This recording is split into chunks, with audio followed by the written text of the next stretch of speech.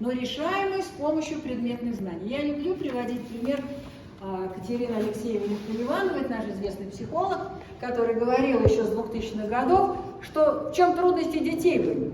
Вот они читают ситуацию и не знают, из какого кармана им знания взять. Из математики, из физики, из биологии.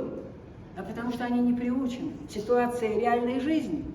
Вот почему российские школьники, оказалось, только 30%, когда им дают ситуацию, да, могут в ней увидеть математику.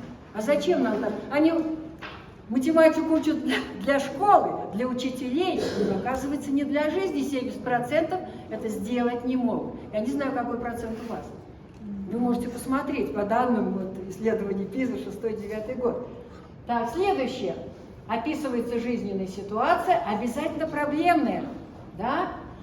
Осознанный выбор модели поведения должен там проявляться. Да? Простой язык, обыденный. Вы себе не представляете, как математики наши, академические, критиковали исследования ПИЗа в 2000 году. Это что это там такое? Какие-то определения. Мы в математике так не говорим. Это надо было еще преодолеть это математическое лобби. Вот вы можете поговорить с Ларисой Олеговной. Это было непросто. А здесь, мы им объясняли, ведь в жизни никогда не представляет нам проблемы, описанные на языке математики или физики, чтобы сразу было видно, какой закон вам взять. И различные формы управления. Ну а теперь по поводу шкалы.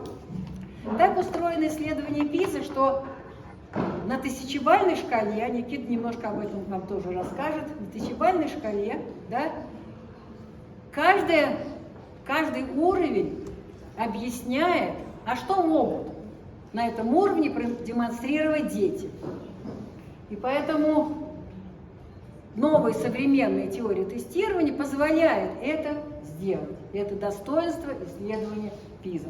Вот я для примера вам следующее даю. Можно я возьму стульчик, поскольку после ковида немножечко ноги болят, так? А то мне сейчас что-то я чувствую тяжело стоять, а у меня еще все-таки впереди есть слайды. Извините, пожалуйста. Ну вот смотрите, первый пример. Первого-второго уровня. Да? Вот задание простое про рынок. На рынке можно купить помидоры, да, килограммами, а можно ящиками. Да? И вот первый вопрос, это второй уровень. Это минимальный уровень проявления функциональной грамотности. Выгоднее купить ящик помидоров, чем отдельные помидоры на вес. Запишите обоснование, поддерживающее данное утверждение. Нужно доказать, да, что это выгоднее. А дальше, что это для кого-то выгодно, а для кого-то невыгодно так. Это вот тот самый минимальный уровень функциональной грамотности. А 4-й, 5-й, более высокий, а это уже про кредиты. Тут Алла Петровна, имея один кредит, решила взять другой кредит. И спрашивается в задании, вот если Алла Петровна возьмет кредит от компании, там лучший кредит, она тут же вернет свой нынешний кредит. Это уже одно вот решение финансовое. И вопрос, а какие другие финансовые выгоды получит Анна Петровна? Видите, 4-й, 5-й. А другое, вот это вот 4-й уровень, видите? А с какими возможными негативными финансовыми последствиями столкнется Анна Петровна, если возьмет? Вот это уже более высокий уровень. Почувствовали про финансы? Ну, пойдем дальше. Ну вот, в исследовании ПИЗа четко все уровни обозначены. Ну вот первый тот уровень, с которого вы должны, и обратите внимание, это потом нам потребуется, это второй уровень начинается с 400. Тысячебалльная шкала. Первый год, когда вводится шкала, это средняя по тысячебалльной шкале сколько? 500. Стандартное отклонение 100, и поэтому все данные от 400 баллов до 600, я, к сожалению, не помню ваши данные сейчас по 6 году, да? Но вот от 400 до 600 это практически статистическая норма. Большинство стран находится в этой зоне. Все, кто ниже 400, видите, это не достигшие вот этого или дети, или школы, или страна, не достигшие вот этого минимального уровня функциональной грамотности. А четвертый уровень замечательный, когда можно сказать, что эти дети готовы обучаться на следующей ступени. То есть готовы перейти, там, закончив основную школу, если они с уровнем 4, да, то они готовы обучаться дальше. А вот уже 5-6 уровень, это уже, конечно, знаете, маргиналы за 600, это инновационный, это наша элита, наша элита. Теперь, коллеги, картинка с результатами. Я показывала уже в наших семинарах, но для сегодняшнего дня важно. Россия оказалась, смотрите, по читательской грамотности, ее результат 479, это где-то 2-й уровень. То есть в целом, если Россию посмотреть, работает на 2-м уровне. Это не означает, что все дети, да, там есть и 6-й, есть 1-й уровень, да, 20% России не достигает минимального уровня, у вас было 60, там и больше, которые в 6-м году не достигли почитательства. А что это для нас?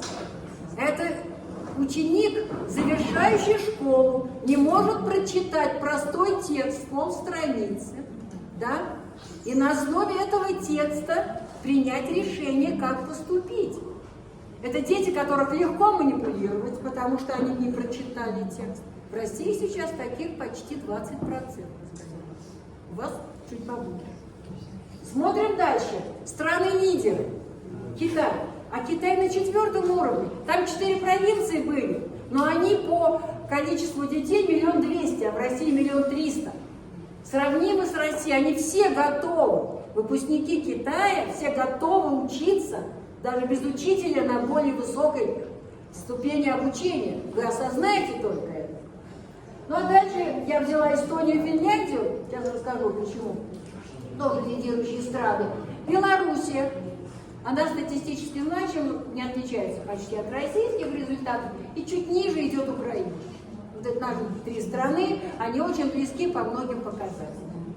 Ну и видите, Казахстан, коллеги, что они в 2018 году натворили своими реформами. Они изменили язык, они очень много что изменили. Это просто был шок для нашего сообщества, что в 2018 году, а в 2006 году они начинали так же первые, и результат у них был близкий с Россией. Поэтому сейчас в Казахстане идут очень интенсивные реформы. Не знаю, куда они выведут, но ситуация очень непростая в Казахстане. А теперь смотрим на математику, просто опять же на Китай. Они почти подошли к 5-му уровню. Вот вы видите, насколько интенсивно, причем, когда сравнивают экономисты развитие Китая и Соединенных Штатов, это надо всем понимать. Они развиваются за счет своих внутренних ресурсов, а Соединенные Штаты развиваются за счет людей, которые приехали из других стран. Более 60% специалистов Соединенных Штатов сейчас это люди, приехавшие из Советского Союза, из России, из Киргизии. Вы знаете, сколько у нас на первом потоке были участники, которые живут и работают в Соединенных Штатах, но приехали сюда. Ну, поскольку они...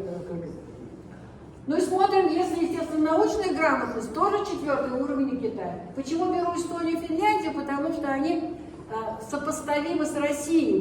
Выборка в основном это 9-е классы, как у вас и у нас. А в Соединенных Штатах вот эти 15-летние большинство в 10 классе. Да еще часть в 11 классе. Ну, мы же берем всех 15-летних. И в Китае вообще-то так же. Поэтому для сравнения, если в основном нужно брать страны, которые по структуре одинаковы, потому что каждый год обучения дает прирост в результатах. Если в России бы большинство детей было в 10 классе, наши результаты были бы уж точно на 30-40 баллов выше, и мы бы перешагнули уже границу среднего. Смотрите, как измерение чувствительно к структуре образования. Ну а теперь, видите, я галопом по Европам, извините, теперь адаптивное тестирование, новые технологии. Что это такое? А это новые технологии измерения, когда в зависимости от того, как вы отвечаете, вам дают новые задания. Вы хорошо ответили, вам дадут посложнее. Вы плохо ответили, следующий блок заданий будет легче. Вот смотрите, Если вы хорошо работаете, то есть в вашем тесте, а вариантов будет там более 100 вариантов, ну, потому что они все разные, вам дадут 70% трудных заданий, китайцам дадут 70% трудных заданий, но 30% всяких других, чтобы китайские дети могли прорешать задания разного уровня. Но 70% будут самого высокого, 5-го, 6-го, может быть, 4-го. Если вы середняки, ну, для России идет вот это, 50 на 50. У вас 50% будет трудных, 50% легких. А вашим детям точно дадут 30% трудных и 70% более легких. Но это не страшно, поскольку есть задания разные, и есть математические методы вероятностные, вы получите объективные данные, пересчитанные на всю шкалу. В чем суть этого метода? Технология тестирования подстраивается под детей. И каждому ребенку, ну это так вот в идеале, находит ту гирьку, которую он может поднять. Мне очень нравится сравнение, мы были на стажировке в Кембридже, и нам показывали, что много-много-много гирек, да? И у каждого есть своя. То есть гиря ассоциируется с тем уровнем функциональной грамотности, который у вас. Поэтому вот так настраивается. Про ПИЗу теперь. В 2018 году на адаптивное тестирование перешли к читательской грамотности. В 2022 году к читательской грамотности добавилась математическая. И в 2025 будет и естественная наука. То есть вы попадаете на полное введение адаптивного тестирования.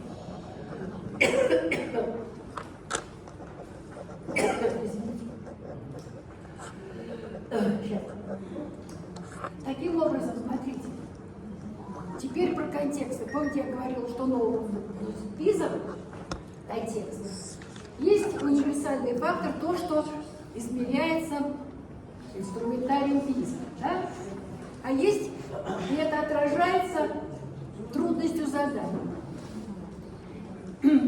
На результаты влияют и социокультурные особенности каждой страны, и поэтому вот, учитывая тестирование, анкетирование, мы получаем вот такой комплексный данный. А теперь вопрос для обсуждения, для диагностики, про особенности инструментария. Как-то кратко я вам сказала, но более подробно об отличии инструментария ПИЗа от национальных экзаменов, мониторингов будут мои коллеги с нами разбирать. Теперь быстро про циклы. Цикл 2018 года, мы с вами это уже хорошо разучили, в середине читательская грамотность, математическая, естественно-научная, и появляется глобальная. Для чего я вам это дала? Для того, чтобы понять, что не все дети выполняют все задания.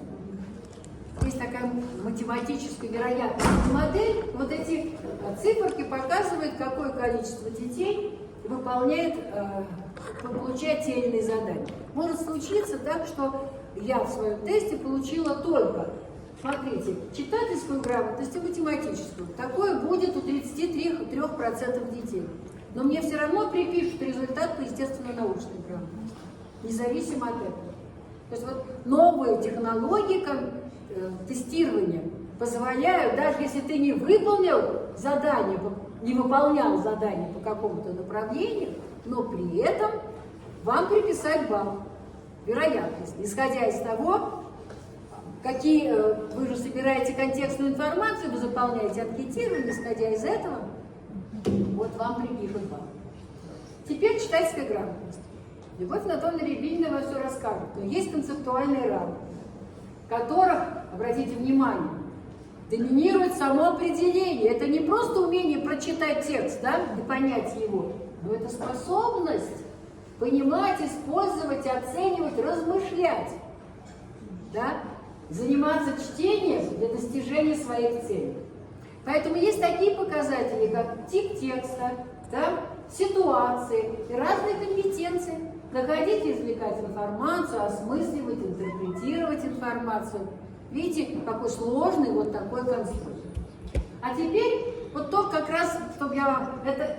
Если та концепция была 2000 года, картиночка, модель, то вторая – это концепция уже 2018 года. Если вы посмотрите, что я ввела кружочком, то вы сразу скажете, что мы профессионалы, но что мы не смогли сделать успешно в России. Почему наши результаты были ниже? Что нового появилось, то, что я ввела?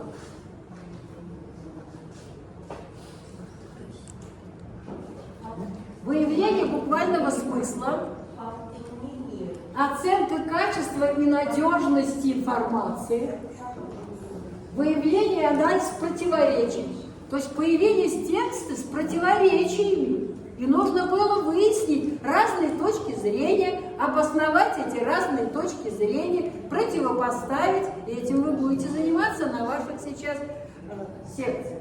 Вот мы это не доделали. Мы издали великолепные учебные материалы, компьютерные стандартизированные программы с 5 по 9 класс, ориентированы на БИЗу. Вся наша команда, которая здесь, в издательстве просвещения, это сделала. В каждую школу можно было использовать программу, все сделать.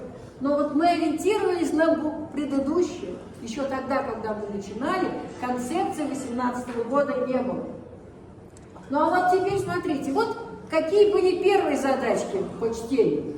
Вот вам давали, смотрите, объявление в супермаркете. Осторожно, аллергия. В печенье обнаружили арахис. А он может быть для вас, в общем-то, аллергичен. Да? Так. Вот дается такое объявление и вопрос. Вам говорят, как поступить. Вы можете сдать, да, и вам могут компенсировать. Вот там, видите, даже в объявлении подробности, как поступить. Вопрос, как поступили бы вы, купив такое печенье? И почему вы так поступили? А вот теперь послушайте.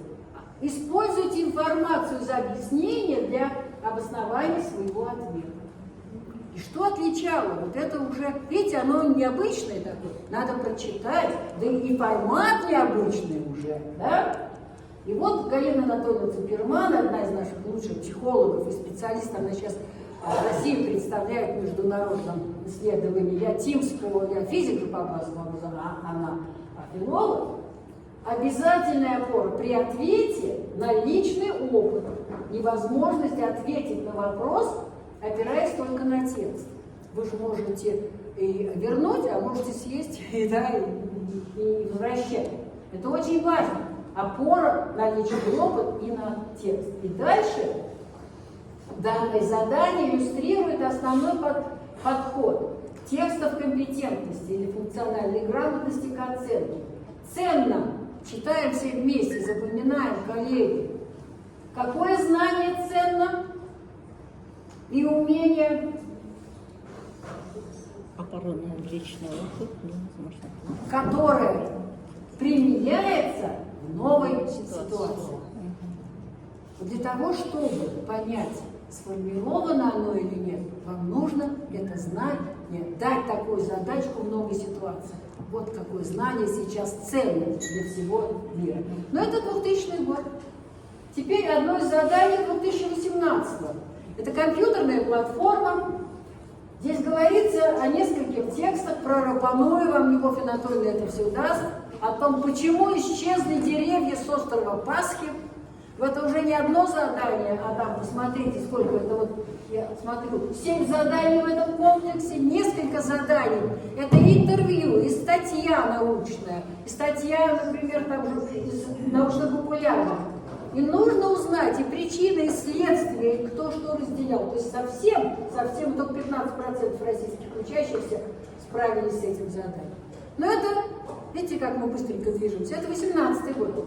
А теперь 22-й. А теперь математика. Математика. В центре математика, да?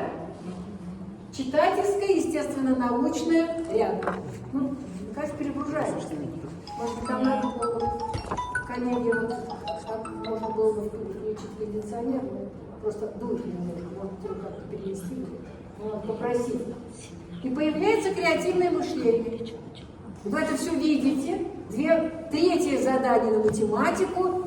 И вопросы анкет тоже связаны с математикой, потому что здесь вы объяснять будете про математику. И финансовую грамотность. И вот эта вероятностная модель оценки. Следующее. модель математики 2000 какого года? Нет. Это первая модель.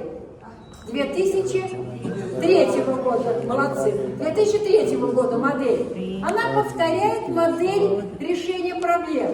Слева у нас реальный мир, справа математика. Нужно сформулировать, переформулировать на язык математики реальную ситуацию, ее решить, применить, интерпретировать и все. Вот это первая модель. Теперь модель 22 года. Весь этот цикл уложили вот в кружок, вот этот, да, вот, не в кружок, а цикл, да? Вот он здесь. А что в середине? Рассуждение. Как изменилась математика на уроках?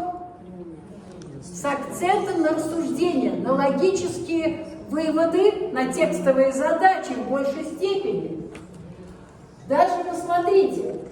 Контексты четко определены, личностные, профессиональные, то есть вот все это обогатилось. Там начинали это делать, и вот вам навыки 21 века. И здесь и 4К, и здесь и критическое мышление, и креативность, да? И коллаборация, то есть сотрудничество, и все здесь. То есть через математику, то есть целью математики вот это все целиком, вот это новая концепция. А теперь про темы. И здесь вдруг здесь есть математики, я так понимаю, что есть большинство управленцев, но есть математические корни. Давайте посмотрим. 9 класс программы.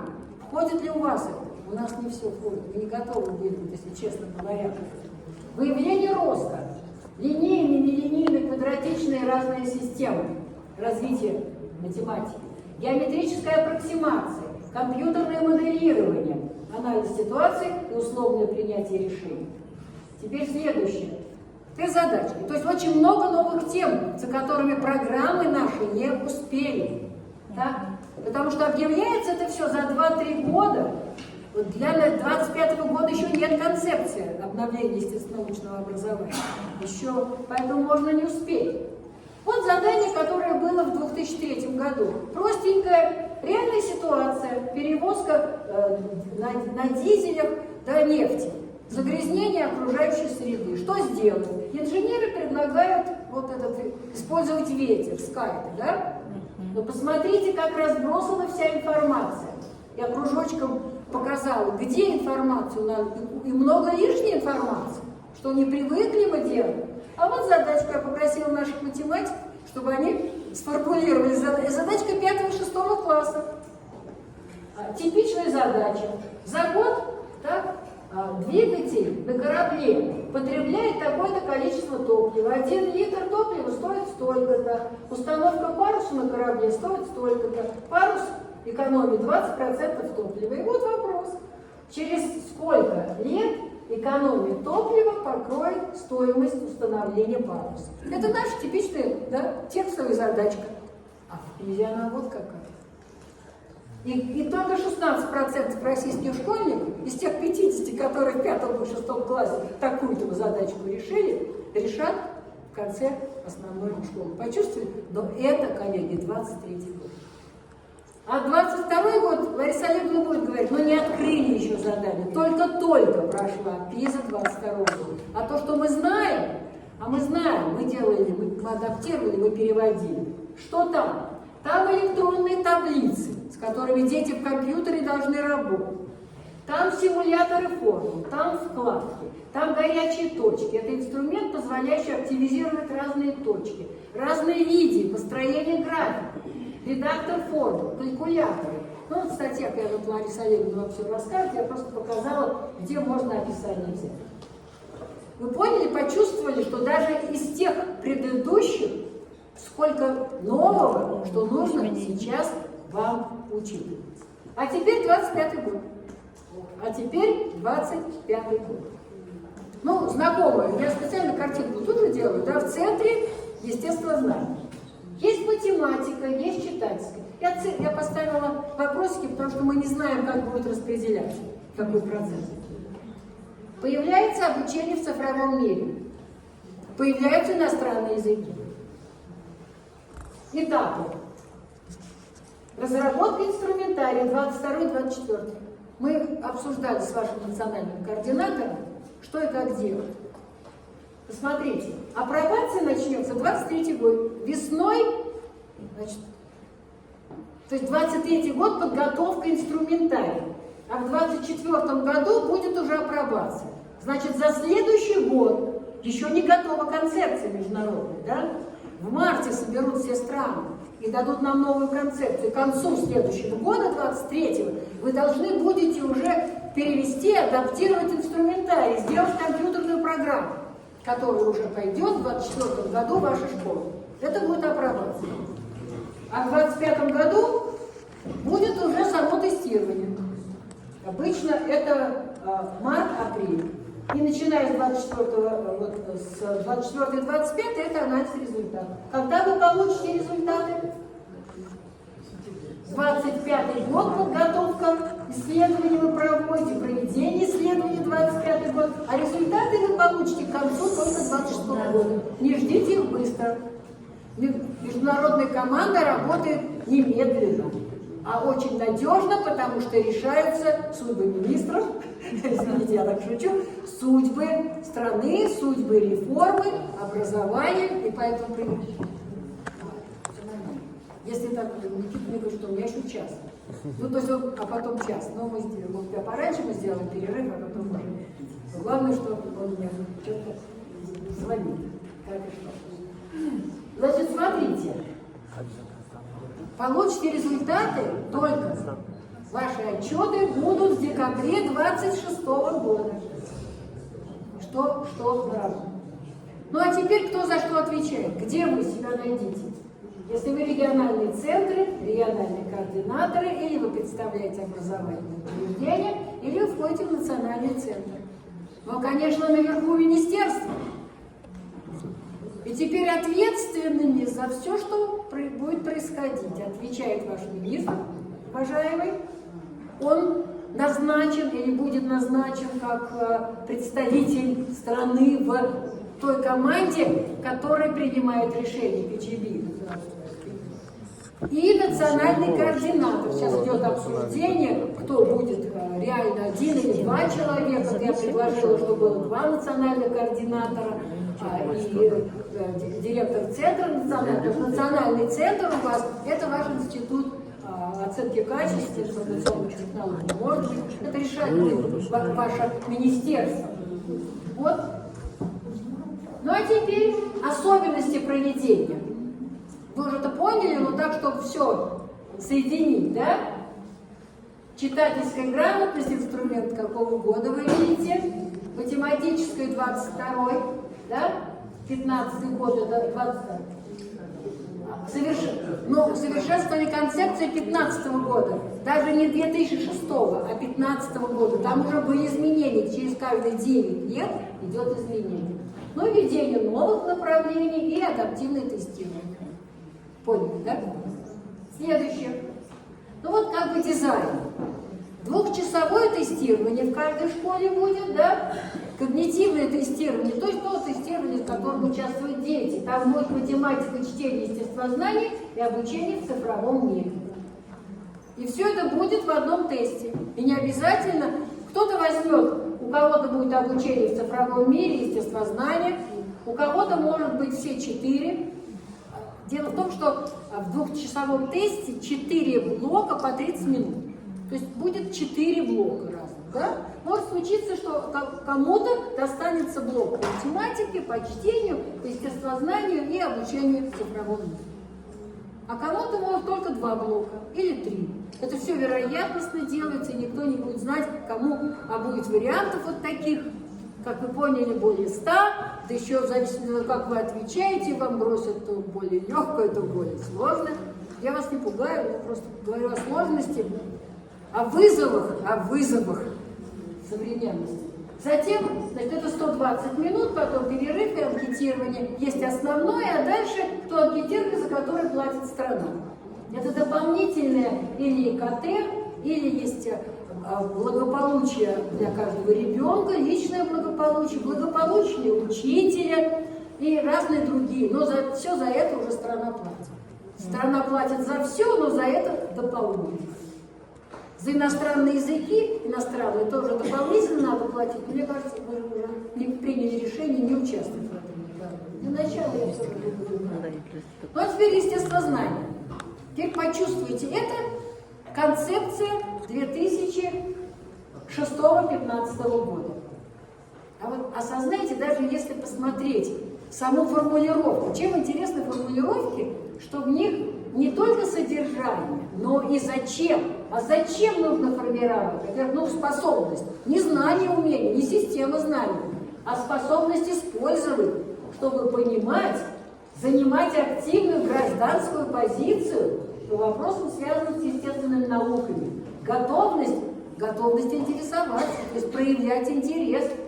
А дальше участвовать в аргументированном обсуждении проблем загрязнения среды, предположим, да, местных проблем, относящихся к естественным наукам и технологиям, что требует от него компетентности научно объяснять явления, оценивать, да, доказывать.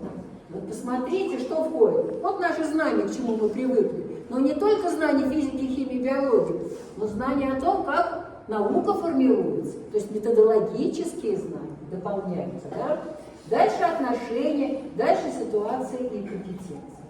Вот такая модель естественно-научной грамотности была заявлена в 2006 году. Теперь, куда движется естествознание? В 2025 году, можете сразу сказать?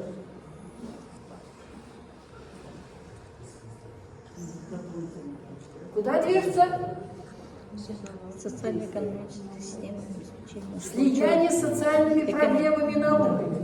Не только наша с вами физика, химия, биология, но и социально-экономические системы будут рассматривать. Обеспечение устойчивого развития планеты, развитие научных знаний и что? Неправильное использование. А что такое неправильное использование науки? Это отказ от вакцинации, да? Обоснование. Это непонимание изменения климата, изменение уровня Сыткуля. Что произошло, почему снизился уровень Сыткуля.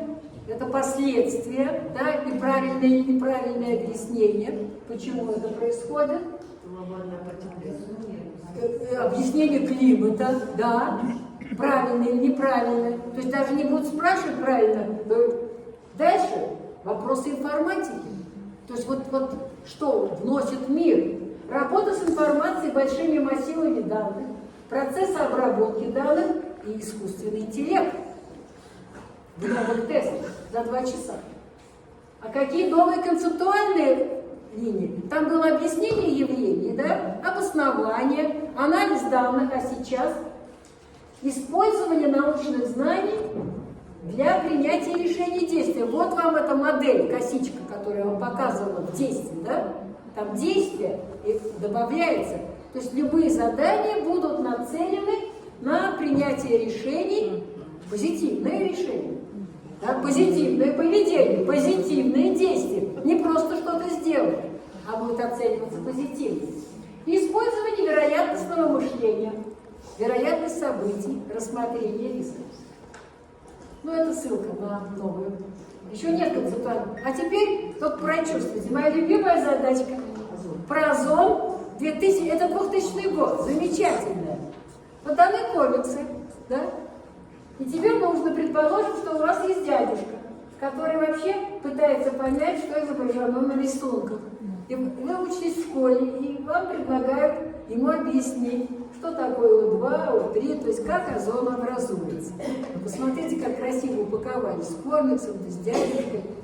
Да? И опишите для своего дядюшки, что показано на каждом рисунке, и в своем объяснении используйте слова атомы и молекулы. Понимаете? Только 18% российских школьников смогли это делать. После этого мы провели эксперимент, и мы переначали эту задачку и попросили детей дать ответ, как бы это они объяснили учителю химии или учителю физики.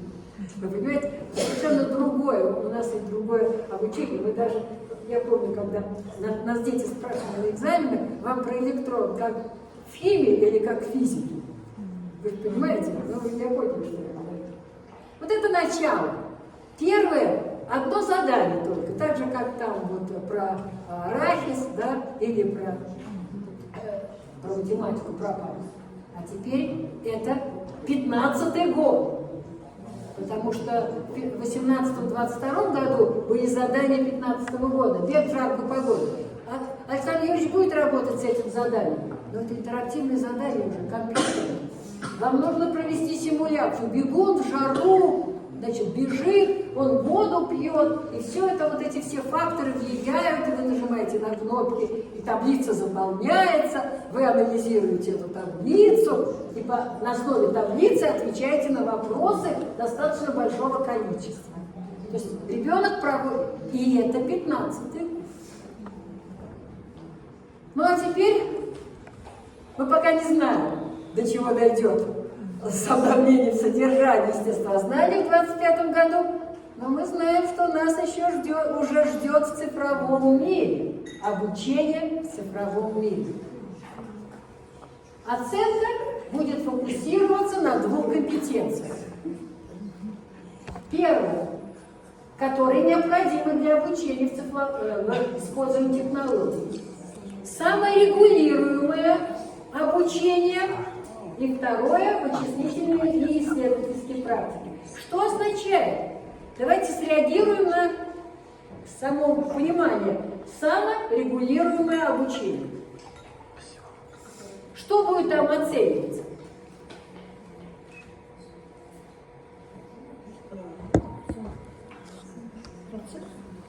И сам процесс. То есть ребенку в компьютере создадут некоторую среду.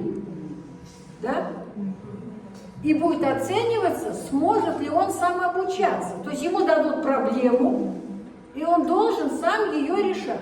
С использованием, смотрите, не только использовать, но и контролировать. И компьютер будет фиксировать все действия ребенка, куда кликнул, сколько времени потратил на чтение или что-то. Контролировать метакогнитивные, а это планирование, да?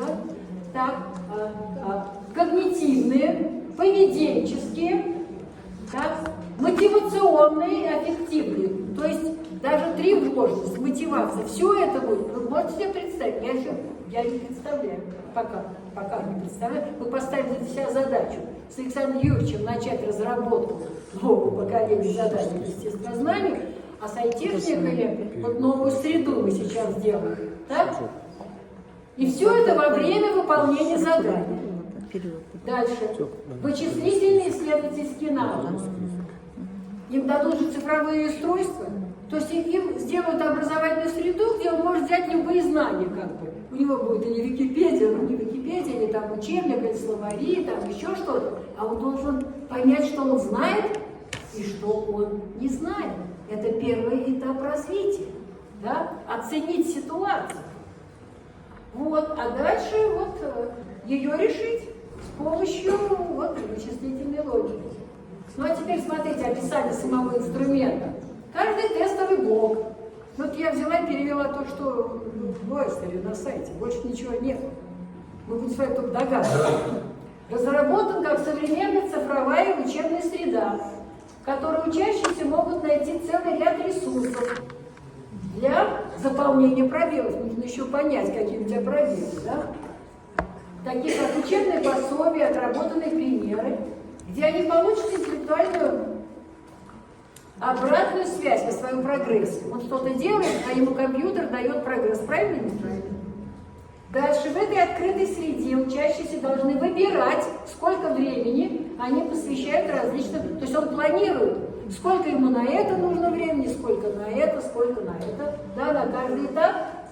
И, смотрите, оценивается не только способность учащихся правильно отвечать на вопросы, да, но и то, как они могут представить это в виде программы или вычислительной модели. Они должны программу себе написать, вычислительную модель решения проблемы, модели процесса своих действий. И ПИЗа, вот здесь, я уже говорила об этом, пока нет еще даже вот такого законченного модели. Идет развитие. Поэтому и ПИЗа поставила задачу, как вот, например, в креативности 22 года, оценить, что вообще могут 15-летние в странах мира. Не для рейтинга стран. Рейтинг более надежный будет через несколько лет, когда и концепция устоится, да? Когда и задания будут. А сейчас идет инновационное развитие. Но впервые ПИЗа предоставит международные сравнения саморегулируемых нашими детьми процессов обучения, включая оценку их мотивации и управление эмоциями. Вот, вот представьте, как еще компьютерная программа нам дает. Но это заявки. Они начали разработки, только пока еще не показано. Хотя мы уже договорились с командой, которые это делают, может, нам удастся. Мы работали с командами по креативности, по математике до 22 года. Так, пошли дальше. Про цифровую среду немножко поговорим. Она дает нам изменения по всем направлениям. Да? От концептуальных подходов вы уже увидели, до планирования организации, инструментария, измерений, сбора и обработка данных, шкалирования, использования результатов. И в качестве небольшого такой паузы, разминки, я вам приведу пример 2015 года. Это было направление дополнительное совместное решение проблем в сотрудничестве. Да? Детям давали один ученик решал проблему, а имитировали, как будто он работает в команде, что у него много, там, 4 человека работает в команде. Видите, какой новый инструмент? Но это был 15 год. И одновременно оценивалось, как эта группа может работать вместе, то есть компетенции совместного взаимодействия. Работа в группе, видите, установление, поддержание общего понимания проблемы, принятие действий для решения проблем, организация деятельности группы и компетенции решения проблем. Проблема, планирование, мониторинг. Создавалась такая матрица. Видите, по всем отдельным позициям, то есть каждое задание оценивало вот какие-то вот такие сочетания. Ну а теперь строилась такая модель интерактивного задания.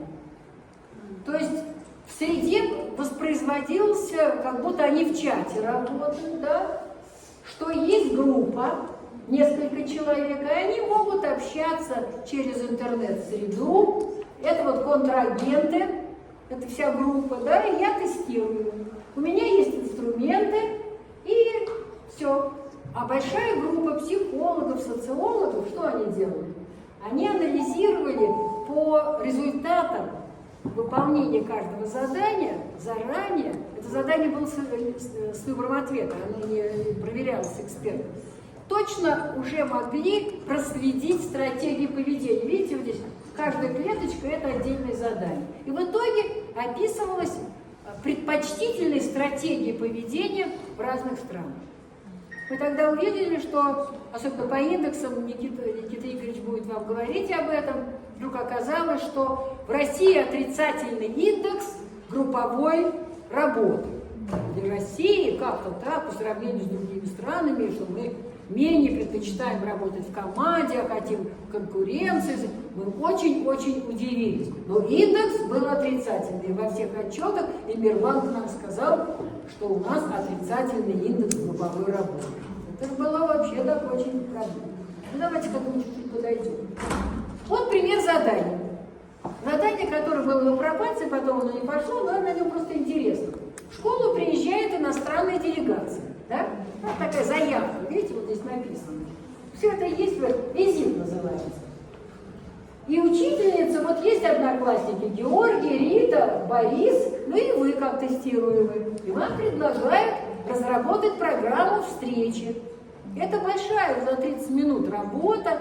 Но вот с чего вы можете повезти их в Краеведческий музей, на городской рынок, да, на завод электромобилей. Вот мы вчера как раз заехали к вам в музей, совершенно замечательный, в чем-то потрясающий. Потом вы же на рыночек заехали, купили себе фруктов ваших замечательных. Все нормально, мы только на завод никакой не заехали. Да. Вот задание. Там просто очень интересно, значит, задание. Первое задание. Видите, как выглядит сам экран. И первое, главное, да, Георгий, да? Ну ладно, так, с чего начнем? Вот с чего начнем. Кто поближе, может прочитать? Подойдите кто-нибудь, чтобы не доставать, прочитать. С чего там начнем, да? Первое, давайте спросим у Марьи Ивановны. Или там кто у нас? Ну, Марья Ивановна, что нам делать? Вам знакома эта стратегия поведения? Да, дети всегда так. Так, Учителя следующее. спрашивают. У нас есть 3 варианта. Давайте голосовать. Начинается перестройка, а я в это время преподавала в 6-7 классе. Я пришла и говорю, наша сегодняшняя тема там, сила Архимеда. А мне девочки, давайте проголосуем. Я говорю, ну ладно, давайте сегодня про силу Архимеда, на следующем уроке будем голосовать. Но это было, это реальная практика. Так, третье. Может быть, нам нужно вначале обдумать, а потом уже решить. Ведь тоже есть, да? Вот поговорим, а может, там и не нужно это делать. И последнее. А давайте, то есть, обсудим, какой результат. Вот последнее – это стратегия, ориентированная на результат. И вот так, шаг за шагом. А дальше, смотрите, вы можете, здесь есть подсказки, но предположим, что вы выбрали про Марью Ивановну. И кажется, что же вам дальше-то делать? Посмотрите, как устроен инструмент. Есть спасающая реплика.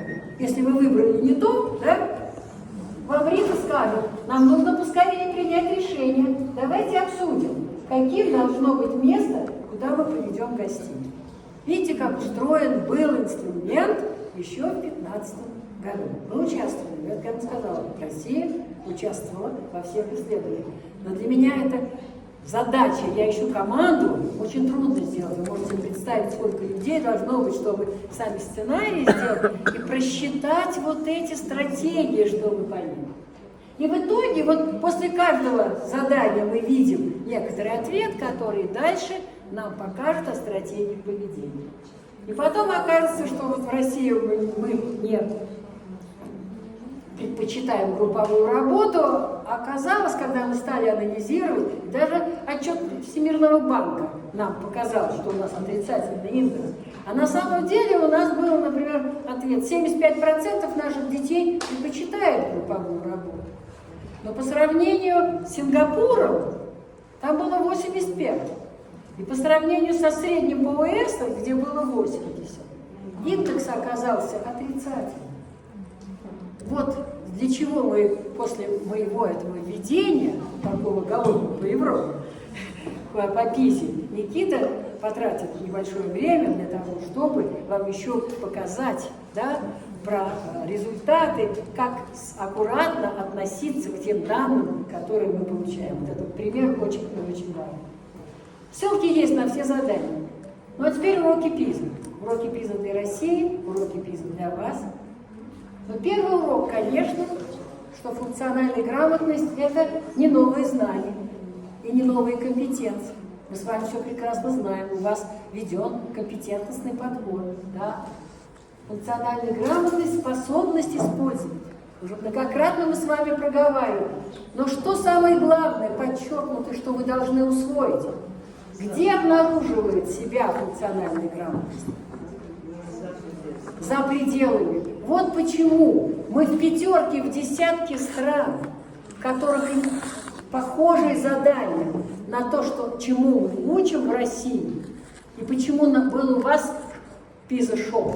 Потому что вы неплохо учите, есть и хорошо подготовленные учителя. Но функциональная грамотность обнаруживает себя за пределами тех учебных ситуаций, даже в задачках, не похожих на те, которые, когда мы приобретали. Значит, если вы даже начали в учебном процессе вводить новые задания, но дали такое же задание, функциональную грамотность вы не увидите, ПИЗа-клонов не делают. Где она? Чтобы оценить уровень функциональной грамотности, что нужно сделать? Дать нетипичные, где нет способа. Вот почему перестраиваются национальные экзамены. Там должны быть, но не все, но часть обязательная для того, чтобы оценить движение развитие вашей страны, прогноз развития вашей страны, вклад в инновационное развитие. Не то, что они запомнили. Запомнили — это фундамент, без него нельзя. Но как этот фундамент дальше используется, это наша с вами задача. Сейчас хотя бы понять это все, а уже дальше думать, как это транслировать. Я понимаю, у многих озадаченные уже лица. Для этого мы и сегодня собрались, чтобы озадачить себя. Дальше. Следующий урок. Ну, это урок для России был. Оказалось, что у нас только более половины детей работают на базовом уровне. Так? Порядка 20, базовый уровень, второй, там, третий. До 20% у нас не достигают базового. Я вам говорил, что такое от миллиона, предположим, 20%. Это 200 тысяч наших детей. И это серьезно. Оцените, сколько у вас. Дальше. Сколько у нас готовы учиться на другой ступени. Это данные еще были 15-18, 30%. А мы стараемся, чтобы все шли, но у них подготовки нет. А элита наша только 5%, 5-7%. А в Китае, я не включила этот слайд, но в моих презентациях есть, 25% выпускников по 3 направлениям имеют 5-6 уровень. Оцените, в международной элите сейчас доминирует 24 детей из Китая. Поэтому много у нас проблем, когда нам поставили задачу президента войти в десятку. И почему? Затратная у нас педагогика. Мы ориентируем на контроль очень часто, да? На воспроизведение. Много времени дети наши тратят на домашние задания. А домашние задания какие? По образцу. Мы разобрали на уроке и даем им дальше такое же задание решить дома. А что делают другие страны-лидеры? Они задачку решат на уроке, а домой-то они дадут решение другим способом. Такую задачку подберут, чтобы после того, как они решили другим способом, можно было проанализировать, а какой эффективнее. Но самое главное, что каждый вложился совсем по-другому. А это перестройка. И тогда мы увидим, что многие страны азиатского региона сделали за последние годы реформу матообразования на основе теории развивающего обучения, которую мы с вами хорошо применяли, на основе теории развития математических способностей, созданной нашим ученым Крутецким. Да? И многие мои коллеги из-за рубежа спрашивали: а ты знаешь? Да, но мы не очень много из того, что мы знаем с вами, не используем серьезно в образовательном процессе.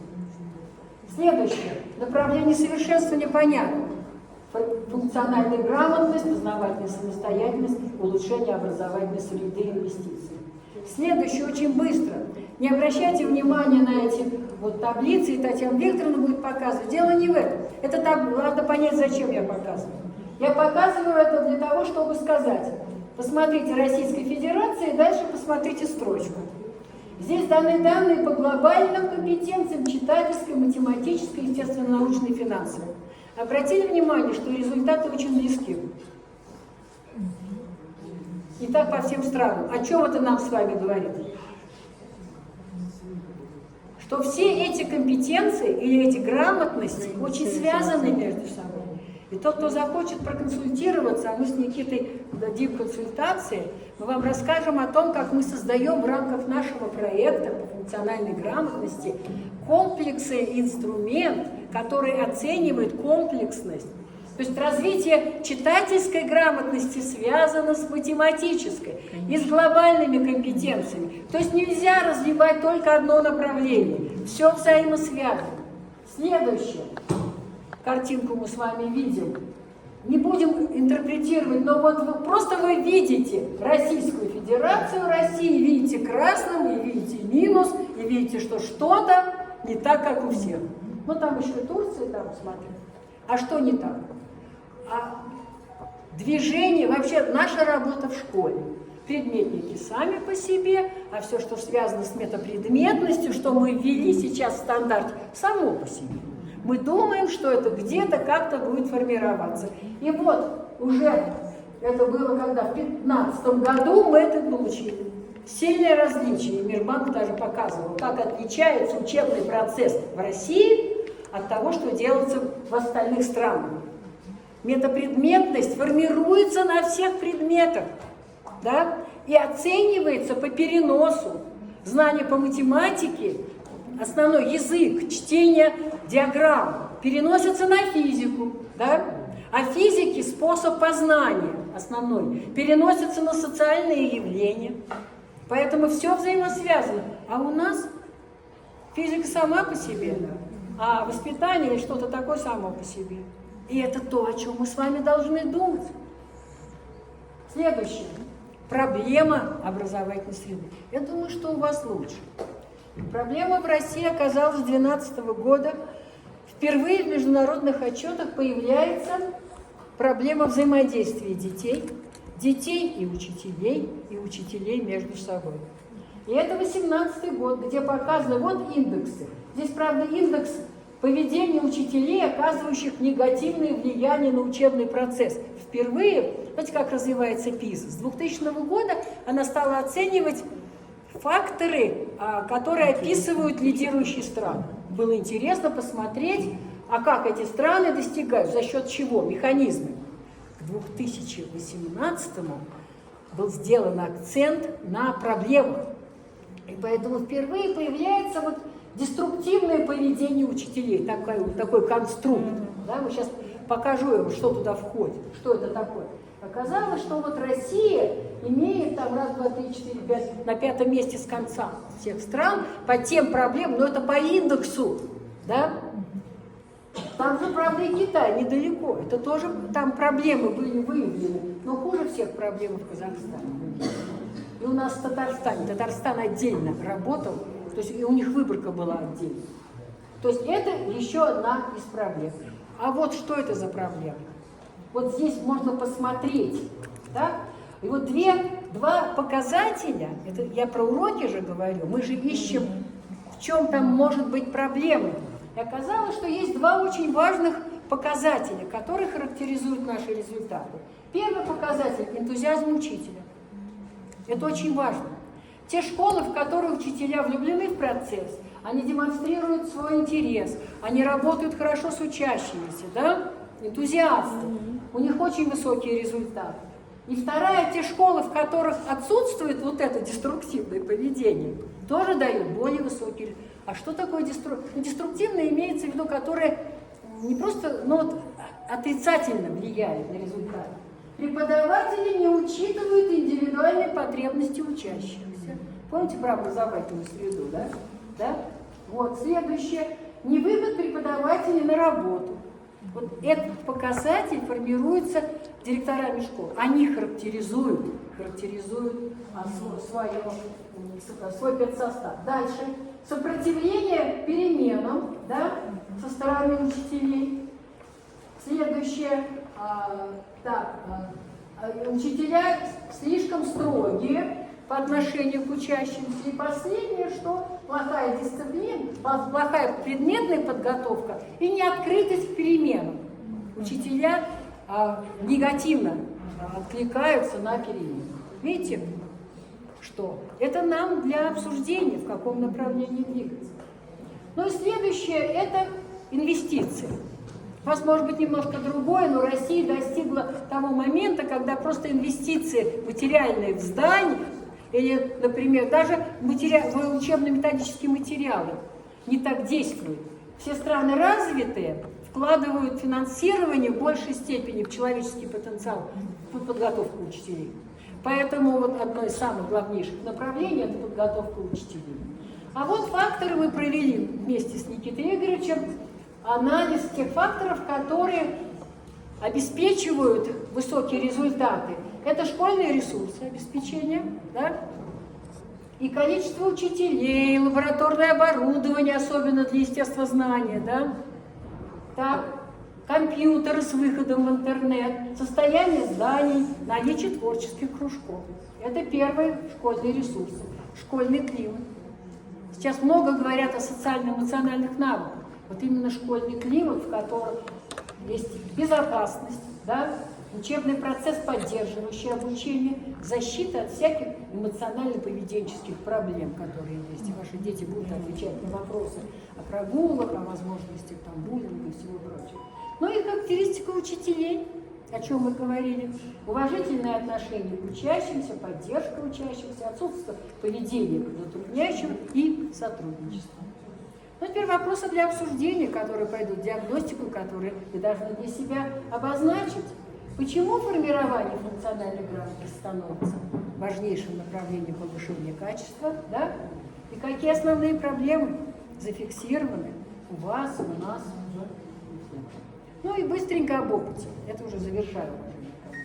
Из опыта стран. Давайте обратим внимание, ведь поскольку Организация экономического сотрудничества прогнозирует или оценивает, насколько страны конкурентоспособны, она собирает информацию о реформах. Вот каковы реформы. Берем старую систему, новую систему, да? И первая — вовлеченность учащихся в обучение. В старой системе мы обучали, помните, еще и в советское время, всех на каком-то базовом уровне, но у нас было отдельно дети в спецшколах, да, на высоком уровне, не всех. А сейчас требуется обучение всех на высоком уровне. И это очень серьезно во всех странах. И примером того Китай. Когда Китай продемонстрировал свои результаты, Барак Обама на пресс-конференции 2012 года, я все время говорю, но вот еще раз осознайте, сравнил результаты Китая с запуском искусственного спутника Земли в Советском Союзе. Как вы думаете, почему? А потому что Китай показал, что можно хорошо учить всех. И у Китая менее 5% детей, которые не достигают функциональную грамотность. Как вы знаете, более 50% на 4, 5, 6 уровне по каждому направлению работают. Вот как они работают. Так, обучают всех. Следующая программа — учебный процесс, система оценивания. Раньше больше формирования рутинных когнитивных умений, обучение прямым запоминанием. Ну, понятно, мы готовили инженеров, нам нужно было или восстанавливать, или развивать индустрию, промышленность. Нам нужны были хорошие инженеры, которые могут воспроизвести, да, и немножко нужно было элиты, которые движут вперед. А теперь-то нужно обучать всех сложным мыслительным операциям. Качество учителей. Раньше среднее образование вуз достаточно было, а теперь высокий уровень профессиональных знаний, обучение постоянное, и аттестация идет учителей с учетом того, сколько было дополнительных курсов, да, какую работу он ведет. Следующая — организация профессиональной деятельности. Раньше была иерархия, да, а теперь горизонтальная, коллегиальная. И отчетность коллеги. Не только перед начальством, перед министерством, а в первую очередь, в основном, перед коллегами и перед теми, кто принимает решения. Вот так меняется мир. Серьезно меняется мир. Ну а теперь факторы. Факторы мы выясняли. Это и исследование ПИЗа сделало. Какие факторы? Доступность качественному обучению, высокое качество преподавания обучения, поддержка учащихся, мотивация, профессиональная подготовка учителей. А вот только отдельные страны. Посмотрите, чем берет Китай. Это из Китая брали мы. Монография 2020 года. Мы серьезно изучили, международники сразу серьезно стали изучать, что делается в Китае. Ориентация на научно обоснованное, научно ориентированное проектирование среды обучения и преподавания. А мы это разве не умеем? А мы этим всегда занимались раньше, еще в Советском Союзе. И сколько у вас, если я спрошу, школ с развивающего обучения, работающих на теоретически обоснованных концепциях? У нас в России нет сейчас почти ни системы Лихольна-Давыдова, ни Занкова. А меня иностранцы спрашивают, Галина говорит, а по учебнику там Давыдова или Занкова сколько у вас? А я приезжаю в Калининград, и среди учителей, с которыми я работаю, все учителя Калининградской области, 2-3 человека, где-то 3 директора сказали, что они работают по системе Давыдова, Лихольна-Давыдова. А оказалось, мы проводили эксперимент, Это самый высокий уровень дает вот именно использование этой системы, а у нас почти никто не работает. И это очень серьезно, что мы потеряли. И как нужно посмотреть на то, что мы делали с вами. Продуманная, а главное понимаемая учащимися система преподавания. Разделение, что делает учитель, и понимает учащийся, поддерживающая образовательная среда, комплексная оценка, механизм поддержки. Ну а теперь буквально быстренько, с тем я везде даю, вы видите, ссылки, для того, чтобы вы потом могли и посмотреть, и обдумать, и с учителями поговорить про Китай. Ну вот что Китай? Не только вот продуманная научно обоснованная среда, но высокие социальные ожидания. Это страна, которая имеет самое большое количество резидентных школ. Это тех школ, в которых, независимо от социально-экономического статуса, дети дают высокие результаты, как мы это делали в советское время. А сейчас очень часто получилось, вот у тебя спецшкола, здесь и родители с высоким социально-экономическим статусом, и учителей тут подобрали получше, и оборудование здесь получше, а это вот какая-то сельская школа, ну, кто там пришел, тут работает, и непонятно. Это серьезная, и в России серьезная проблема, выравнивание стадий, так? Высокая мотивация. Но главная работа команды. Что отличает китайских учителей, это коллективная направленность деятельности. Финляндия. Очень много. Что? Хорошую дисциплину, скажите. Да, ну я просто, безусловно, хорошая дисциплина на уроках. Да, да. Вот, пожалуйста, хорошая дисциплина на уроках с высокой концентрацией на обучении. Вот это вот самое основное. И это очень много, конечно, конечно.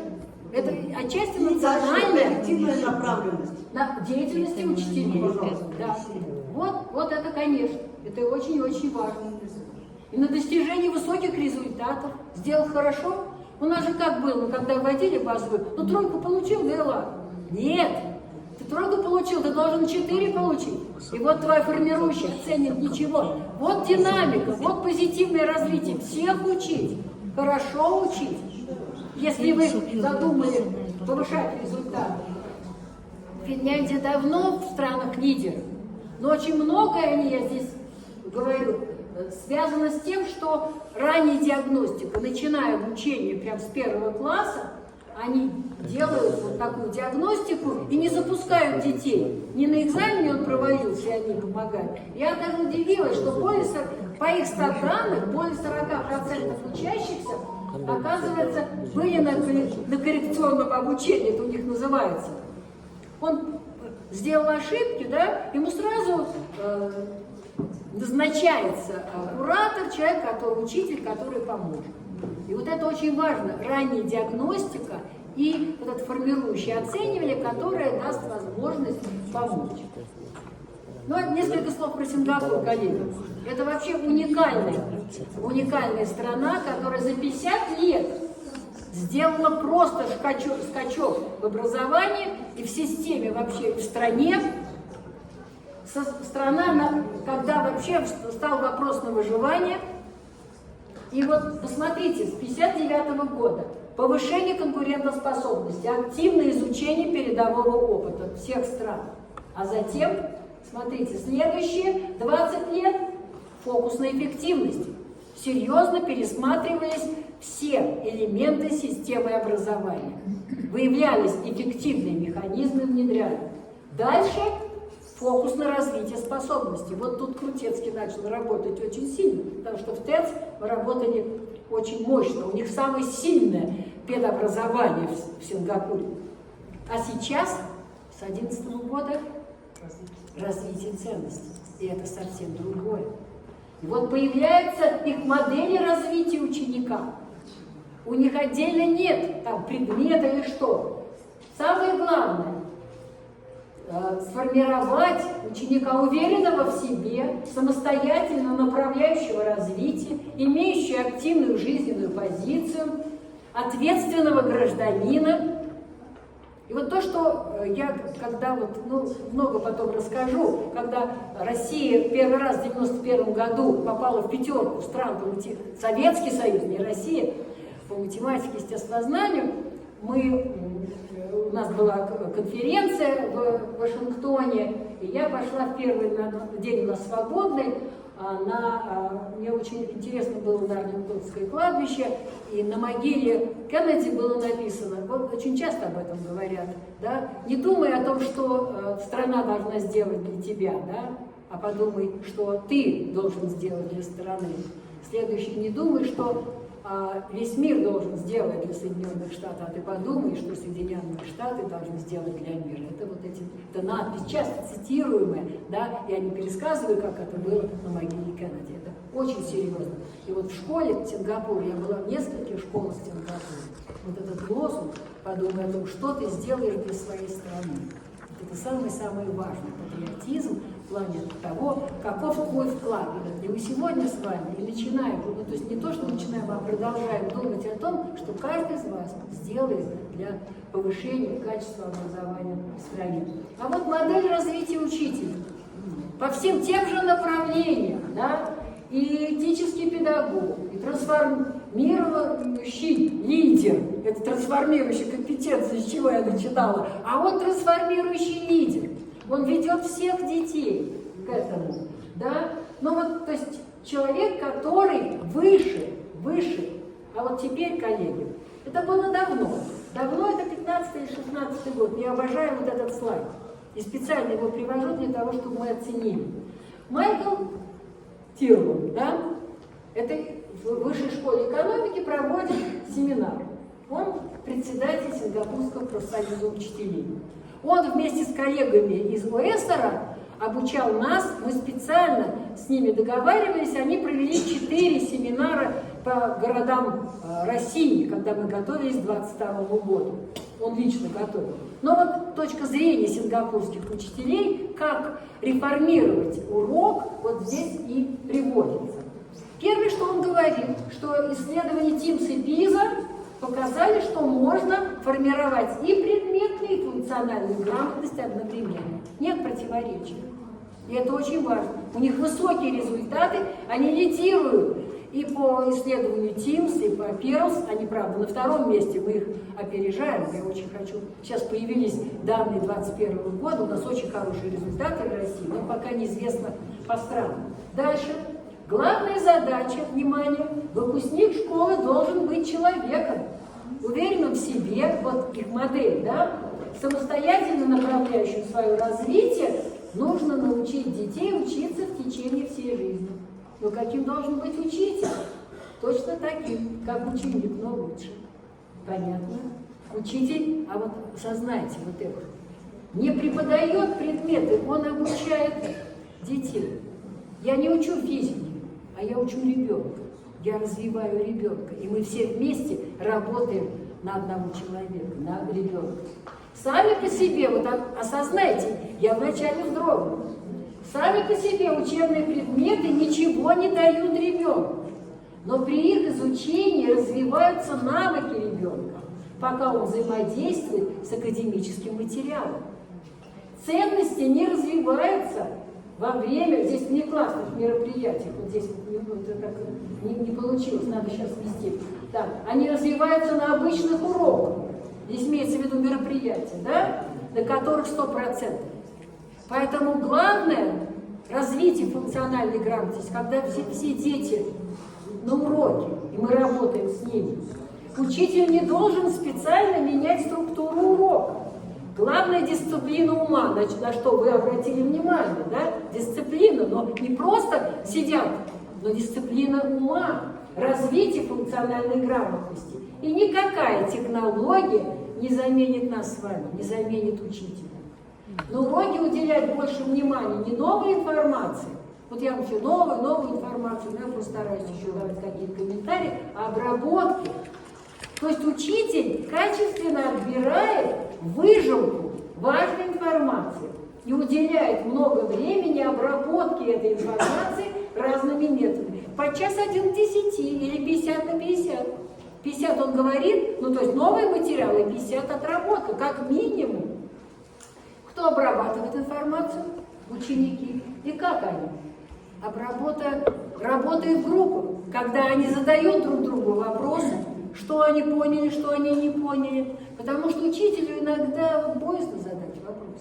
И здесь вы вряд ли будете мне сейчас задавать вопросы, а вот когда придете в маленькие группы, вот здесь-то, пожалуйста, и задавайте вопросы, вас немного будет. Каждый будет виден, его активность, его работа.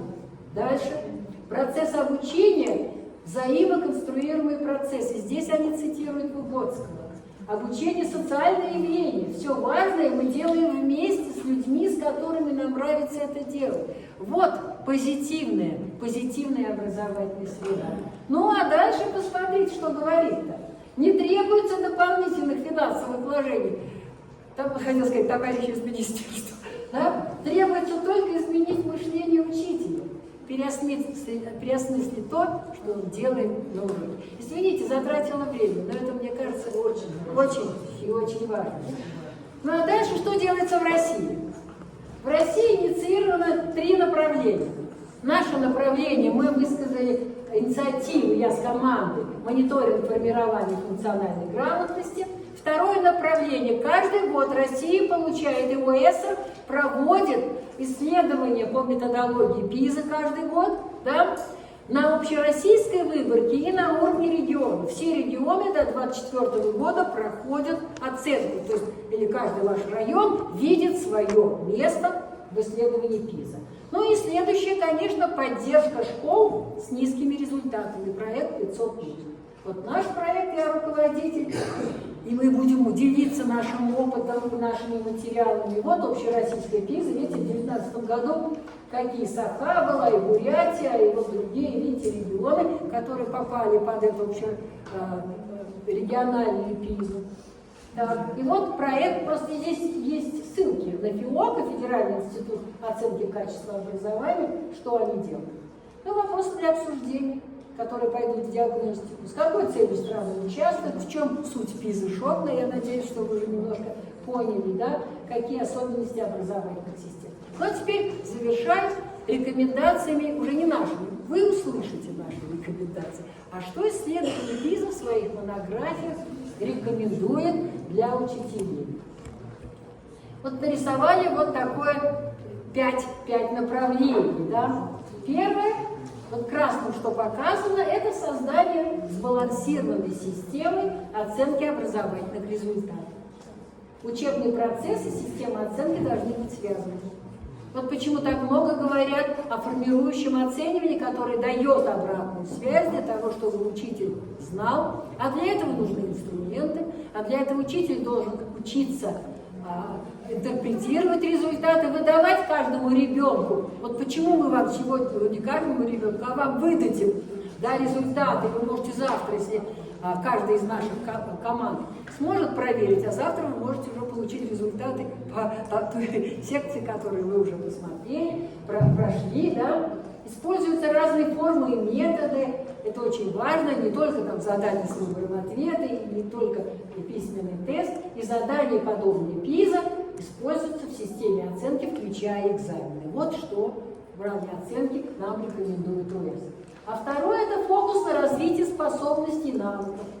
Что важно знать и уметь будущим гражданам? Не просто только то, что написано в программе или в учебнике, да, а взгляд на будущее. Ответ на вопрос влияет на отбор содержания и способ его изучения. И помните то, что я говорила? Вот я не сделала акцент, что в отличие от исследований ТИМС, когда мы проанализировали учебники и создали инструмент, а здесь собрались в ОЭСРе не специалисты в образовании, а политики, а экономисты, а социологи, и задумались о развитии цивилизации, о сохранении Земли, и подумали, а какие компетенции, что, чем должно обладать выпускники школ.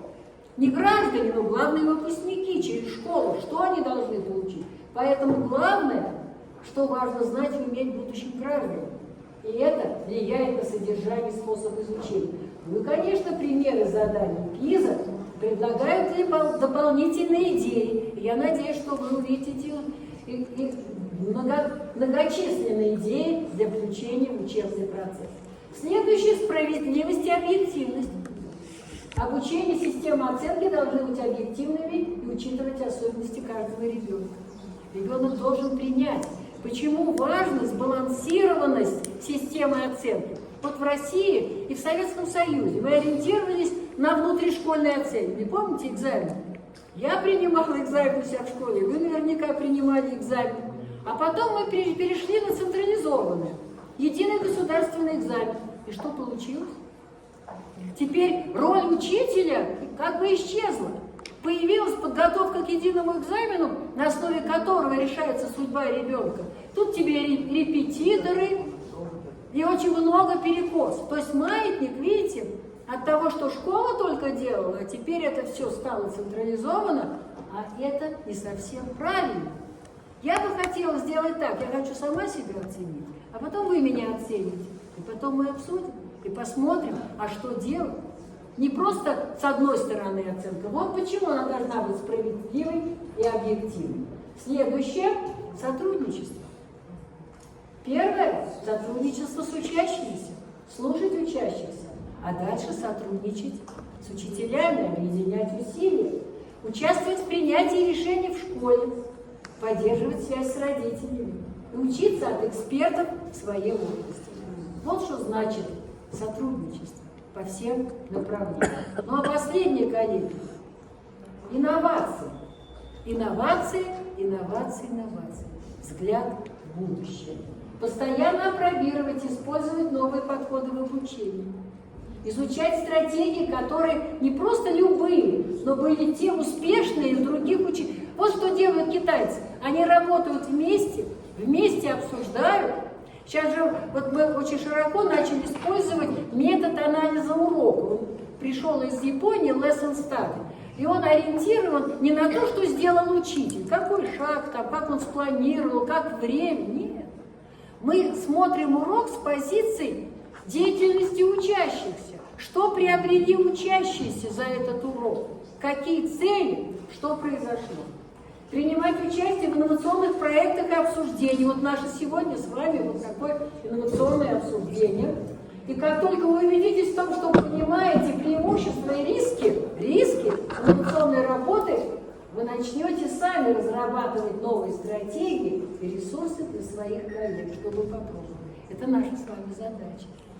Мы сегодня вот погружаемся во все то, что сделано в мире, мы делимся опытом России для того, чтобы вот принять то, что работает у вас, да?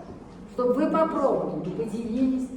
Ну а здесь есть факторы, вот Никита Игоревич сделал модель эффективных школ, но мы уже с вами смотрели и ресурсы, и учителя, и факторы эффективного ученика. Ну а теперь самое главное, детерминанты. Качество школьного образования в основном определяется качеством профессиональной подготовки педагогов. Да. Вы не получите высокое качество в школе, если низкий уровень педагогов. Нет. То есть почему страны вкладываются, я вам говорила, в педагогообразование? А второе направление – качество чего? Ученики ваши не поднимутся над тем, какие задачки вы используете в учебном процессе, и что вы задаете на дом. Если вы разбираете только задания, ориентированные на воспроизведение, на базовый уровень, да, и на дом задаете что-то по образцу, то, что было, вы не сдвинетесь. Только там где-то 20% детей, но они способны учиться и без учителя, смогут делать, но чтобы развить всех, вы должны давать им абсолютно другие задачи, которые ориентируют их на развитие. Значит, вот ключики, ну, как минимум, это подготовка учителей и те материалы, с которыми учитель приходит в класс. Что бы здесь с вами ни сделали, учителю нужно дать инструмент. Они не способны. Ну, по времени и квалификации, может, не хватит. Извините. И времени, безусловно. Они учить должны по-другому. Но теперь вопросы, видите, что могут сделать учителя, чтобы результаты повысить, и второе, чтобы изменить образовательную среду. Вот то, о чем вы будете думать. Ну и ресурсы. Есть монографии. Возможно, нужно что-то перевести на киргизский язык. Есть примеры заданий, здесь есть ссылки. Есть наши сайты. Есть наш проект открытый. Есть все материалы, наши коллеги покажут, все доступы, все материалы, которые мы разработали в печатном виде и в электронном виде на портале Российской электронной школы. Есть сборники, 17 сборников, и мы провели обсуждение с издательством «Просвещение». Мы вели специально с представителями Всемирного банка, с представителями КАО. Они сказали, что не хватит времени, чтобы сделать инструменты нового поколения до 2025 года, но воспользоваться теми 17 сборниками. А коллеги покажут, может, вы уже знаете эти сборники. Издательство «Просвещение», мы сейчас договариваемся. Эти сборники сделаны нашими коллегами. Ну и научные разработки, да. И вот советую, очень вам советую. Мы целый год работаем каждую неделю, вся моя команда, все 6 направлений, работают с учителями, с методистами всей страны. В каждом регионе у нас есть 1 координатор главный по функциональной грамотности и 6 координаторов по всем направлениям. Да? Работают они со школами, то есть федерация, регион, школа. А мы каждую неделю по пятницам проводим обсуждение. Все это в открытом доступе. Вот видите там, ЕЦО.РУ. Это единое содержание общего образования, открытое. Вы найдете функциональную грамотность. За целый год записаны все наши семинары. Не только пленарные, которые единые для всех, но и по всем 6 направлениям. Там и выступают и учителя, и ведущие специалисты. И 17 декабря мы открыли новый обновленный банк. А на этот год мы получили госзадание по обновлению электронного банка заданий Российской электронной школы и наше сейчас направление в неурочной деятельности. Мы сейчас открываем программу внеурочной деятельности. И министр принял решение министерства о введении. У нас 10 часов оплачиваемых, да, на внеурочную деятельность. И из них 1 час обязательный, это классный час по национальному развитию, патриотизму, национальной идеи, обязательный час по внеурочной деятельности, сейчас скажу, по функциональной грамотности с 1 по 11 класс, обязательный, оплачиваемый. И вот мы делаем сейчас программу, мы ее откроем 1 сентября и делаем методические рекомендации. И команда будет делать методические рекомендации для организации внеурочной деятельности, хотя бы сейчас с 5 по 9 класс. Поэтому, если вас кого-то интересует и внеурочка, у нас будет небольшая лекция Елены Назаровны Лутковской, мы с ней отвечаем за эту программу, она вам поделится. Ну вот, коллеги, мои данные. На этом я заканчиваю свою говорящая голова лекцию по основным позициям.